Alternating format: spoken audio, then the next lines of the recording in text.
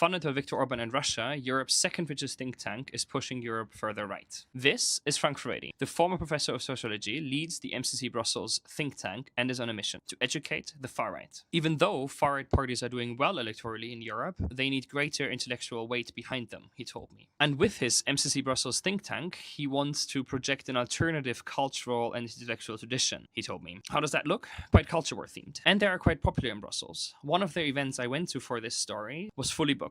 MEPs were there, EU institution staff, and also students from Belgium and the Netherlands. What makes them stand out is how rich they are. In 2024, MCC Brussels said that it had received over 6.3 million euros, making it the second richest think tank in Brussels. Most of that money comes from the Hungarian government and, indirectly, Russian oil. That's because part of their money comes from a stake in the state-owned Hungarian oil company, which receives 65% of its oil from Russia. But what if Orbán loses the elections in Hungary on Sunday? Furedi said that they will carry on. The interest is there anyway. In February, the Financial Times reported that the US government wants to fund MAGA-aligned initiatives in Europe, and that could include MCC Brussels. But regardless whether Orbán survives Sunday or not, the idea that his and Russia's money have been funding and amplifying on sovereignty, on migration, and the alleged illegitimacy of EU institutions, these ideas are no longer confined to the fringes. They now have a well-funded home 2 streets away from the European Parliament.